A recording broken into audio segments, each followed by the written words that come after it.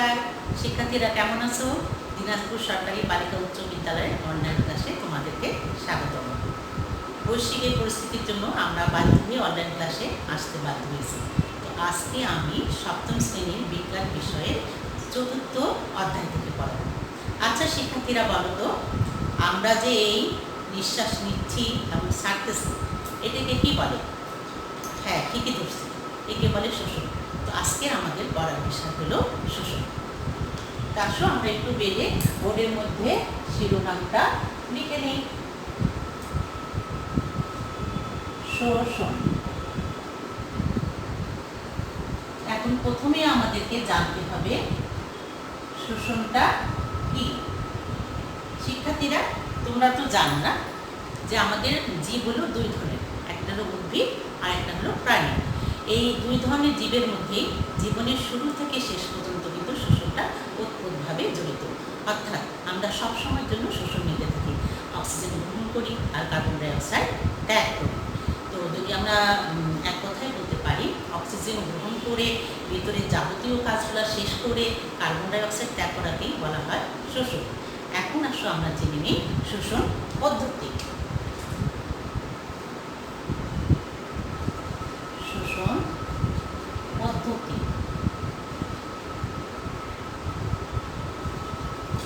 উদ্ভিদ কিংবা প্রাণী যাই হোক না কেন, সবাই তো শোষণ চলে।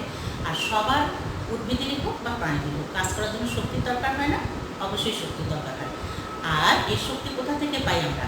খাদ্য থেকে। শিক্ষার্থীরা, তোমরা তো ক্লাস 6-এ পড়ছো সালোক সংশ্লেষণ, মনে আছে তো? না হলে আমি মনে করাই দিই। সালোক সংশ্লেষণ প্রক্রিয়ায় কী হয়? উদ্ভিদ মাটি থেকে পানি গ্রহণ করে, বাতাস থেকে অক্সিজেন গ্রহণ করে, তার নিজের যে পাতার মধ্যে যে ক্লোরোফিল আছে সেখানে সূর্যের আলো ব্যবহার করে কি তৈরি করে? খাদ্য তৈরি করে। তার সঙ্গে আমরা কি পাই? পানি আর অক্সিজেন পাই। তো শিক্ষার্থীরা, এই অক্সিজেনটাই ব্যবহৃত হয় আবার কোথায়? শোষণে গিয়ে। তো উদ্ভিদের ক্ষেত্রে কি থাকে? পাতায় জমা থাকে হলো স্টার্চ হিসেবে শর্করা, প্রোটিন, চর্বি, এগুলা থেকে শক্তি জমা হিসাবে থাকে। তো সালোক সংশ্লেষণ প্রক্রিয়ায় সৌরশক্তিটা রাসায়নিক শক্তি হিসাবে কোষের খাদ্যের মধ্যে জমা থাকে। আর এই শোষণ প্রক্রিয়ায় কী হয়? এই কোষস্থিত খাদ্যটা অক্সিজেনের সঙ্গে জারিত হয়ে শক্তি হিসাবে রূপান্তরিত হয়। তো আমরা যে সংজ্ঞা হিসাবে বলি যে জৈব রাসায়নিক প্রক্রিয়ায় কোষস্থিত এই রাসায়নিক শক্তিটা অক্সিজেনের সাহায্যে জারিত হয়ে গতিশক্তি ও তাপ শক্তিতে রূপান্তরিত হয় বা মুক্ত হয়, এবং তার সঙ্গে কার্বন ডাইঅক্সাইড আর কী করে? পানি উৎপন্ন হয়। এই প্রক্রিয়াটাকে বলা হয় শোষণ। তাহলে শোষণের ক্ষেত্রে নিম্ন শ্রেণীর উদ্ভিদ ও প্রাণীর ক্ষেত্রে যদি আমরা দেখি, তাহলে শোষণে আমরা কি দেখব? এরা কিন্তু অক্সিজেন ব্যবহার করে না, কিন্তু সব ক্ষেত্রে কিন্তু কার্বন ডাইঅক্সাইডটা উৎপন্ন হয়। আর যেহেতু অক্সিজেনের সাহায্যে এই বিক্রিয়াটা হচ্ছে, এটাকে আমরা দহন বিক্রিয়া বলতে পারি। আবার এটা এক ধরনের কিন্তু কি বিক্রিয়া বলো তো? এটা একটা বিপাক ক্রিয়া। তো আমরা বিক্রিয়ার সাহায্যে যদি দেখি, তাহলে আমরা কি লিখবো? এখানে কি হচ্ছে? যে গ্লুকোজটা থাকতেছে খাদ্য হিসাবে, গ্লুকোজ, এর সঙ্গে যোগ হচ্ছে কি? অক্সিজেন, তার সঙ্গে যোগ হয়ে কি হচ্ছে? Carbon dioxide. Carbon dioxide, carbon dioxide যোগ পানি যোগ শক্তি। আচ্ছা, এখন আমরা এখান থেকে তাহলে কি বুঝতে পারলাম? যে শোষণ আর সালোক সংশ্লেষণের মধ্যে কিন্তু একটা পার্থক্য আছে। সালোক সংশ্লেষণে কি হয়? উদ্ভিদ কার্বন ডাইঅক্সাইডটা গ্রহণ করে খাদ্য তৈরি করে আর অক্সিজেনটা ত্যাগ করে। আর শোষণের ক্ষেত্রে কি হচ্ছে?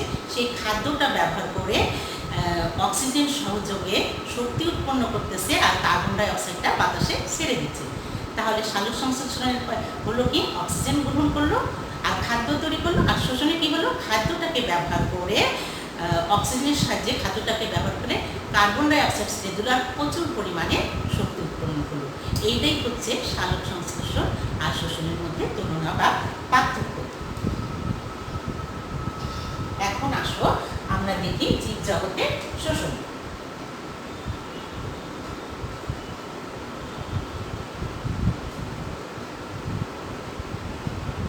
জীব জগতে শোষণ। উদ্ভিদ হোক প্রাণী হোক দুটাইতে এটা শোষণ হবে, দুটাই কী করবে শোষণ প্রক্রিয়ার ক্ষেত্রে অক্সিজেনটা গ্রহণ করবে আর কার্বন ডাই অক্সাইডটা ত্যাগ করবে, এটাই হলো মূল। কিন্তু উদ্ভিদ বা প্রাণীর ক্ষেত্রে এই অক্সিজেন গ্রহণ করা এবং কার্বন ডাই অক্সাইড ত্যাগ করা এটার মধ্যে কিন্তু পার্থক্য আছে। উদ্ভিদের ক্ষেত্রে যদি আমরা দেখি,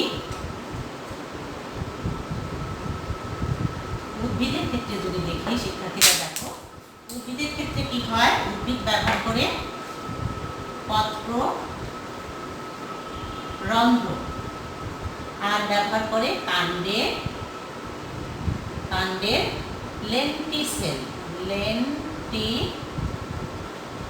লেন্টিসেল আর এর অন্তঃস্থ কোষ। পত্ররন্ধ্র আমি যদি ধরি এটা পাতা, দেখো শিক্ষার্থী বন্ধুরা এর মধ্যে এরকম অসংখ্য ছিদ্র থাকে।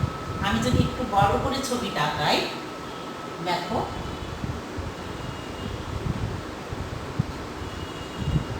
এই হলো আমাদের পত্ররন্ধ্র। এই দুটা কোষকে বলা হয় রক্ষী কোষ। দিনের বেলা কি হয়, যখন প্রচুর পরিমাণে সালোক সংশ্লেষের জন্য পানি শোষণ করে, কার্বন ডাই অক্সাইড শোষণ করে, পানি শোষণ করার ফলে কি হয় এই রক্ষী কোষ দুটা বেড়ে যায়, ফলে রন্ধ্রটা বের হয়ে যায়। তখন কি হয়, শোষণের জন্য এই দিক দিয়ে অক্সিজেনটা প্রবেশ করে, অক্সিজেন প্রবেশ করতেছে আর বের হচ্ছে কি কার্বন ডাই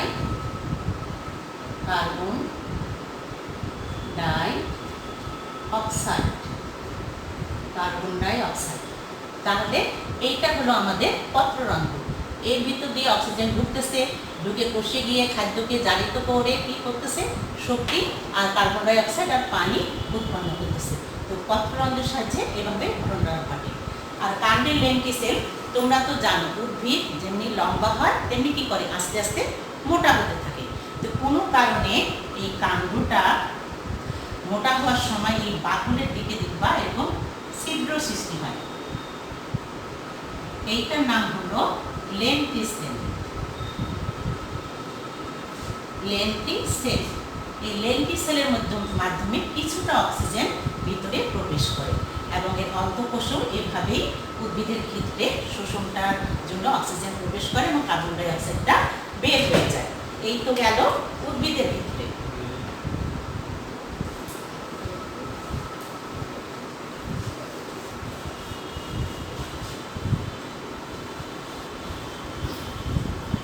উদ্ভিদের ক্ষেত্রে আমরা দেখলাম। এবার আসুন শিক্ষার্থীরা প্রাণীর ক্ষেত্রে দেখি। প্রাণী ও উদ্ভিদের আরেকটা অংশ বাদ থাকবে শিক্ষার্থীরা, সরি, যদি নিমজ্জিত উদ্ভিদ হয় তাহলে কি হবে, যারা পানির মধ্যে একবারে ডুবে থাকে সেক্ষেত্রে কি হবে, নিমজ্জিত উদ্ভিদের ক্ষেত্রে কি হয় এর সমগ্র শরীরের তল দিয়ে সে অক্সিজেন গ্রহণ করতে পারে, কার্বন ডাই অক্সাইড ত্যাগ করতে পারে। এরপর আসি আমরা প্রাণীদের ক্ষেত্রে। প্রাণীর ক্ষেত্রে আবার নিম্ন শ্রেণী যদি হয়,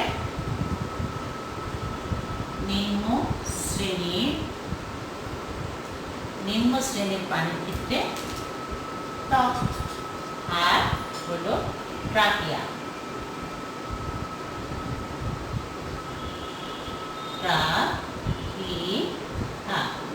প্রত্যেকটা প্রাণী আমরা জানি যে কি তার শরীরের বাইরে একটা আবরণ আছে না, এপিথেলিয়ালের, সেই আবরণটার নাম হলো ত্বক। তো এই ত্বকের সাহায্যে শোষণ হয় আর কিছুটা হয় ট্রাকিয়া। তোমরা তেলাপোকা দেখছো, তেলাপোকা কি ভয় পাও? ভয় পেলে কিন্তু চলবে না। যদি সাহস করে তেলাপোকাটা ধরে একটু উল্টাতে পারো তাহলে দেখবা ও কি বলবো, এটা অঙ্কীয় দেশে এরকম দুটা ট্রাকিয়া আছে। এই ট্রাকিয়ার সাহায্যে তেলাপোকাটা কি করে শোষণ করে থাকে। এটা তো গেল নিম্ন শ্রেণীর উদ্ভিদের ক্ষেত্রে। এখন ধরো মাছ তো পানির নিচে থাকে, তাই না, মাছ থাকে, ব্যাঙাচি থাকে, এদের ক্ষেত্রে কি হবে, এরা ফুলকার সাহায্যে শোষণ কার্যটা পরিচালনা করে। আচ্ছা, আর থাকলো কি, আমরা স্থলজ প্রাণী। স্থলজ প্রাণী কি, তুমি আমি সবাই না? গরু, ছাগল, হাঁস, মুরগি, মানুষ। স্থলজ মেরুদণ্ডী প্রাণী। মেরুদণ্ডী প্রাণী। স্থলজ মেরুদণ্ডী প্রাণী কি করবে, এরা ফুসফুস, অর্থাৎ এরা কি করবে, ফুসফুসের সাহায্যে তাদের শোষণ কার্যটা পরিচালনা করবে। জীবজগতের শোষণ আমরা দেখলাম। আর শোষণের সংজ্ঞায় আমরা কি দেখেছিলাম মনে আছে? যে যে জৈব রাসায়নিক প্রক্রিয়ায় প্রশস্ত খাদ্যবস্তু অক্সিজেনের উপস্থিতিতে বা অনুপস্থিতিতে জারিত হয়ে রাসায়নিক শক্তি ও ভৌতিক শক্তিতে রূপান্তরিত হয় বা মুক্ত করে দেয়, তার সঙ্গে কার্বন ডাই অক্সাইড আর কি হয়, পানি উৎপন্ন হয়। তো এই যে শক্তি উৎপন্ন হয়, তাপ শক্তি উৎপন্ন হয়, এটার জন্য আমরা এখন একটা কি করব, পরীক্ষা করব। পরীক্ষাটা হচ্ছে শোষণে শক্তি উৎপন্ন। শোষণে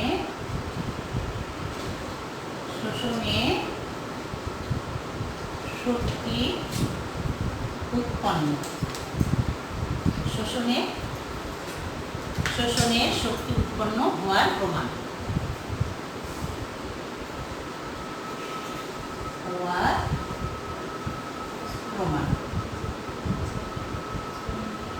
এটার জন্য কি লাগবে শিক্ষার্থীরা, আমাদের লাগবে উপকরণগুলো। দেখো,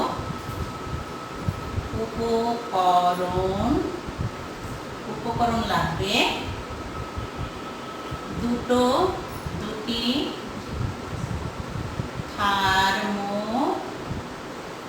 থার্মোফ্লাস্ক, দুইটি থার্মোমিটারও লাগবে, দুইটি থার্মোমিটার লাগবে, অঙ্কিত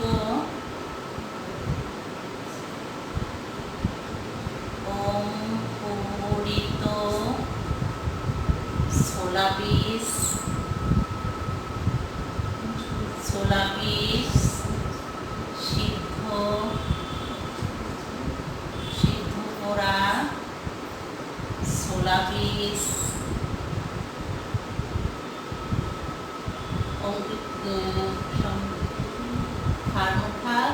থার্মোমিটার, অঙ্কিত সোলাবিস, আর লাগবে হলো ছিদ্রযুক্ত কল।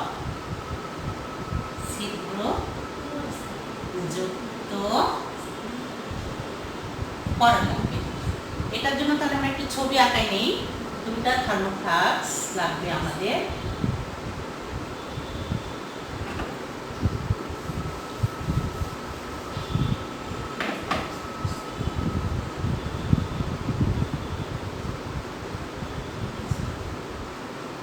দুটা থার্মোফ্লাস্ক দিব।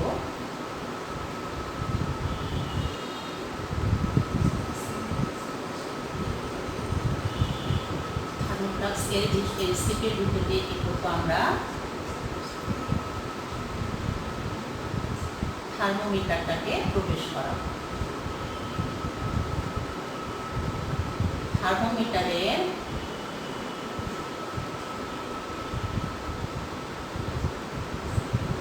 এখানে থাকবে আমাদের, এমনভাবে প্রবেশ করাবো যেন ছোলা বীজের মধ্যে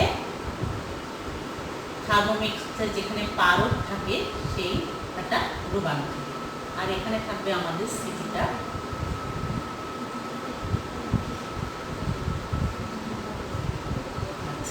আরেকটা আমরা এঁকে দিই বন্ধুরা, আরেকটা থার্মোগ্রাফ লাগবে আমাদের এই পরীক্ষায়। দুটোর কথা বলেছি আমি।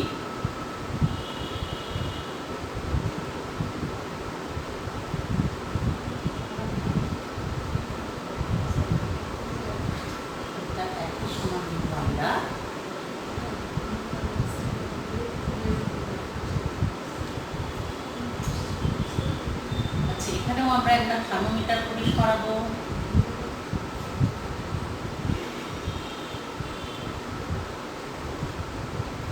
থার্মোমিটারটা প্রবেশ করালাম।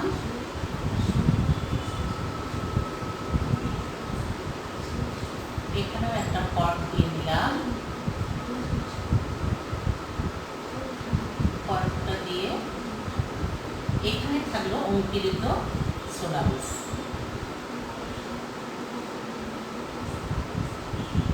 এখানে থাকলো থার্মোমিটারের যেখানে পারদের অংশটা আছে, এটা আমরা ছোলা বীজের মধ্যে আটকায় রাখবো।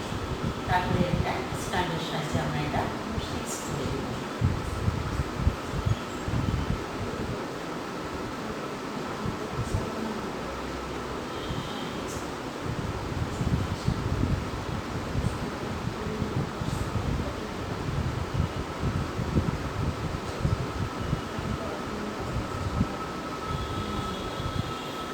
আমরা এইভাবে এটা ফিক্স করে দেব। এখানেও এটা এরকমভাবে আটকানো থাকবে। এটা ছিল সিদ্ধ ছোলা বীজ। এটা ছিল অঙ্কুরিত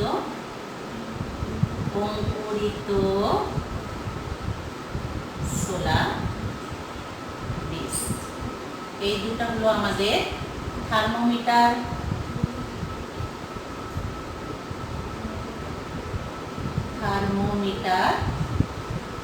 এটা হলো ফ্লাক্স, থার্মোফ্লাক্স।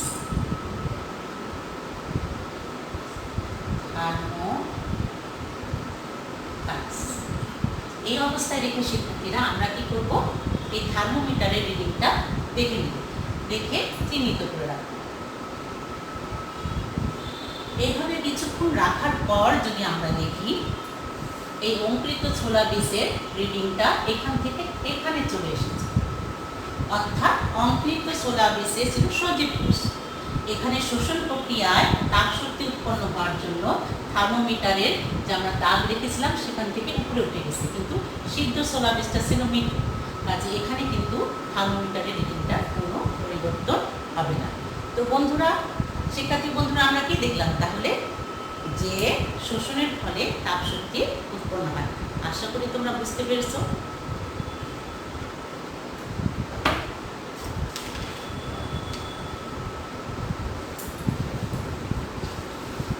আচ্ছা, আমরা তো দেখলাম কি দেখলাম এতক্ষণ, উদ্ভিদের মধ্যে শোষণ, জীবের শোষণ, তারপর শোষণ শক্তি হওয়ার পরে যে তাপের উৎপন্ন হয় সেটাও আমরা দেখলাম।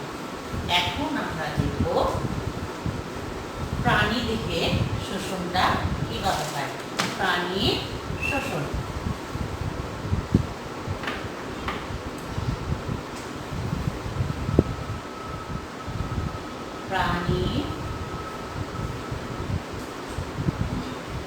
প্রাণীর শোষণ।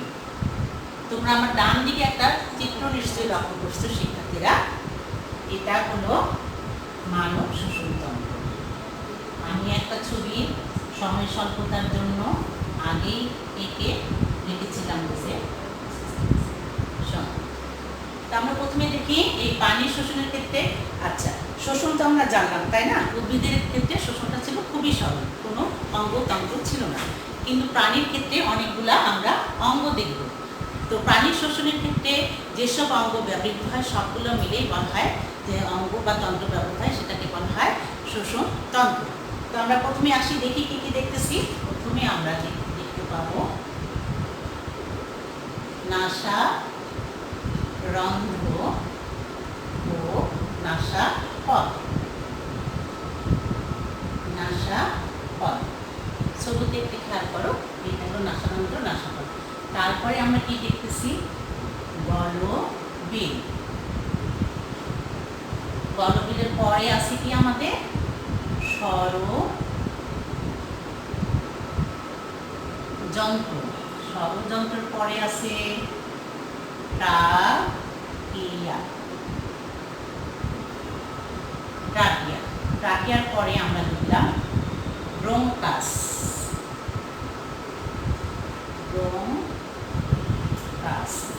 6 নম্বরে দেখলাম আমরা ফুসফুস। আর সবার শেষে দেখলাম আমরা মধ্যস্থল। দেখলাম। তাহলে আসো, নাকের এখানে আছে আমাদের নাসারন্ধ্র, এটা ত্রিকোণাকার আকৃতির। এই নাসারন্ধ্র বা নাসা পথের সাহায্যে কি করে অক্সিজেনটা ঢোকে। তো নাসারন্ধ্রের ভিতরে এখান থেকে শুরু করে গলবিলের উপর পর্যন্ত হলো নাসারন্ধ্র, নাসাপথ। এখানে ভিতরের দিকে দুইটা পর্দা থাকে, দুই ভাগে ভাঁজ করা থাকে। পর্দার প্রথম দিকে থাকে লোম আর ভিতরের দিকে থাকে একদম ঝিল্লি। আমরা যখন নিঃশ্বাসটা নিই, অক্সিজেনটা গ্রহণ করি, এর সঙ্গে কি থাকে ধুলাবালি, আবর্জনা এবং রোগ জীবাণু। এটা কি করে এই লোমে এবং ঝিল্লিতে আটকে যায়। আটকে গিয়ে মোটামুটি নির্মল বাতাসে কিন্তু আমাদের ফুসফুসের মধ্যে প্রবেশ করে। আচ্ছা, এবং সেক্ষেত্রে কিছুটা বাতাসটা কি হয় জানো, একটু গরম হয় এবং আর্দ্র হয়। এই জন্য ফুসফুস এই বাতাসটা সহজে গ্রহণ করতে পারে। তাহলে এই গেল আমাদের নাসারন্ধ্র ও নাসাপথ। তারপরে আসলো গলবিল। নাসারন্ধ্রের শেষ থেকে শুরু করে ষড়যন্ত্রের উপর পর্যন্ত হলো আমাদের গলবিল। গলবিল এখানে এসে নিতেছে, এর সাহায্যে বাতাসটা ষড়যন্ত্র হয়ে ট্রাকিয়ার ভিতরে প্রবেশ করে। গলবিলের পরে যে অংশটা থাকলো সেটা হলো ষড়যন্ত্র, অর্থাৎ ট্রাকিয়া এবং গলবিলের মাঝখানে আছে ষড়যন্ত্র। এই ষড়যন্ত্রের ভিতরে থাকে আমাদের ভোকাল কর্ড বা কি বলবো স্বররজ্জু, যেটা আমাদের শব্দ উৎপত্তিতে ব্যবহার করা হয়। আর এর উপরে একটা পর্দা থাকে, যখন আমরা খাদ্য গ্রহণ করি এই পর্দাটা ষড়যন্ত্রের উপর ঢাকা থাকে যেন খাদ্যগুলো ভিতরে ঢুকতে না পারে। তোমরা যদি কেউ দ্রুত খাচ্ছ এবং কথা বলতেছো, এরকম পরিস্থিতি সৃষ্টি হয়, তখন দেখা যায় না তোমরা ভীষণ খাচ্ছ, আসলে হয় কি তখন এই ষড়যন্ত্রের উপর ঢাকনাটা থাকে না, এর ফলে এই ঘটনাটা ঘটে। ষড়যন্ত্রের পরে আসতেছে আমাদের ট্রাকিয়া বা শ্বাসনালী। তো ষড়যন্ত্র থেকে শুরু করে একদম এই পর্যন্ত এই পুরো অংশটা হলো ট্রাকিয়া। ট্রাকিয়ার মাধ্যমে আসলে ফুসফুসের মধ্যে বাতাসটা প্রবেশ করে। আচ্ছা, ট্রাকিয়ার পরে থাকলো ব্রঙ্কাস। দেখো শিক্ষার্থীরা, ব্রঙ্কাসটা ট্রাকিয়া এখানে এসে দুই ভাগে ভাগ হয়ে গেছে, একটা বাম ফুসফুসে, একটা ডান ফুসফুসের মধ্যে ঢুকে গেছে। এই ভাগটা হলো ব্রঙ্কাস। এটা যদি খুব ভালো করে খেয়াল করো, এটা হলো ব্রঙ্কাস। ব্রঙ্কাস হিসাবে এটা ভিতরে ঢুকে যায়। আর একটা যায় ডান ফুসফুসে, আর একটা যায় বাম ফুসফুসে প্রবেশ করে। গিয়ে এটা কি করে আবার অসংখ্য শাখা প্রশাখায় বিভক্ত হয়। ধরো এটা শাখা প্রশাখাগুলো কেমন বলে আমি একটু দেখাই। যখন অসংখ্য শাখা প্রশাখায় এরা বিভক্ত হচ্ছে, তখন এগুলাকে বলা হচ্ছে আবার ব্রঙ্কিওল। আচ্ছা, এরপরে আসো ফুসফুস। ফুসফুস হচ্ছে প্রাণীদের দুইটা, একটা ডান ফুসফুস, একটা বাম ফুসফুস। এই ডান ফুসফুসটা বাম ফুসফুসের তুলনায় কিছুটা বড়। এটা একটা স্পঞ্জ, নরম এবং স্পঞ্জি কোমল একটা বস্তু। বললাম বামের চেয়ে ডান ফুসফুসটা একটু আকারে বড়। আর এই ফুসফুসে দেখো এইখানে একটা দ্বিস্তর ভাঁজ বিশিষ্ট পর্দা থাকে, যেটাকে বলা হয় প্লুরা। এই প্লুরার মধ্যে একটা পিচ্ছিল পদার্থ থাকে, যার ফলে কি হয়, যখন আমরা শ্বাস প্রশ্বাস নিই বক্ষগহ্বরের সঙ্গে এর কোনো সংঘর্ষ, ফুসফুস ও বক্ষপাতের মধ্যে কোনোরূপ সংঘর্ষ হয় না। আচ্ছা, ব্রঙ্কাসগুলো যে প্রতিপাশে ঢুকে এগুলো অসংখ্য ব্রঙ্কিওলে পরিণত হল। এখন এই ব্রঙ্কিয়নগুলো বায়ুথলি বা বায়ুকোষে প্রবেশ করে। এই আবার এই ব্রঙ্কিওলগুলো কি হয়, শিক্ষার্থীরা খুব পাতলা একটা এপিথেলিয়ালের আবরণ দ্বারা ঢাকা থাকে এবং এগুলো অসংখ্য কৌশিক জালক দ্বারা আবৃত থাকে। এই অবস্থায় কোষগুলো বায়ুতে প্রবেশ করলে, এই কোষগুলোর ভিতরে যদি বায়ু প্রবেশ করে তাহলে এটা ফুলে উঠে তারপর আস্তে আস্তে আবার সূর্যে যায়। তো বায়ুথলি এবং কৌশিক জালিকার আবরণ এত পাতলা যে, উভয় কোষপ্রাচীরটা এত পাতলা যে সহজে এগুলোর মধ্য দিয়ে বায়ু আদান প্রদান করতে পারে। এই গেল আমাদের ফুসফুস। এরপরে আসলে মধ্যচ্ছদা। দেখো এটা হলো মধ্যচ্ছদা। মধ্যচ্ছদা হলো এমন একটা মাংসপেশি যেটা কি করে বক্ষগহ্বর এবং উদরগহ্বর থেকে, বক্ষগহ্বর উদরগহ্বরকে, এই মধ্যচ্ছদা কি করে বক্ষগহ্বর আর দেহগহ্বর থেকে মধ্যচ্ছদাটা দুটাকে পৃথক করে থাকে। আর এটা যখন প্রসারিত অবস্থায় থাকে তখন ছাতার মতো দেখতে হয়, এবং যখন বক্ষগহ্বরটা প্রসারিত হয় তখন মধ্যচ্ছদাটা নিচের দিকে চলে যায়।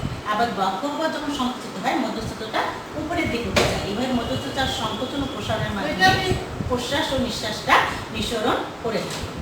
তো শিক্ষার্থীরা, আশা করি তোমরা প্রাণী শোষণটা খুব ভালোভাবে বুঝতে পারছো। এরপর তোমরা বাড়ির কাজ নিয়ে নাও, বাড়ির কাজটা নিয়ে নাও। আজকে আমরা কিন্তু অনেকগুলো বিষয় পড়লাম, উদ্ভিদের শোষণ, প্রাণী শোষণ, পানি শোষণের অঙ্গগুলো পড়লাম, তারপর শোষণের ফলে যে তাপ শক্তি হয় তার একটা সোডা বীজের সাহায্যে পরীক্ষা নিলাম। এবং বাড়ির কাজটা শিক্ষার্থীরা তোমরা লিখে নাও। শোষণ তন্ত্রের চিহ্নিত চিত্র অঙ্কন করো এবং ফুসফুসে কাজ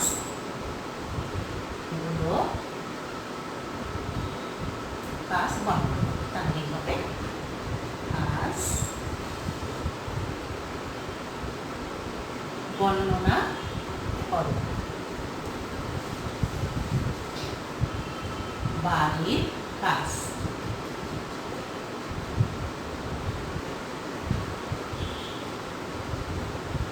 তো শিক্ষার্থীরা আজকে এই পর্যন্তই। এরপরেও যদি তোমাদের কোনো সমস্যা থাকে তাহলে কমেন্ট বক্সে কমেন্ট করে জানাবে অথবা আমাকে ফোন করবে। আর যদি শুনতে অসুবিধা হয় তাহলে অবশ্যই ইয়ারফোন ব্যবহার করবে। ধন্যবাদ সবাইকে।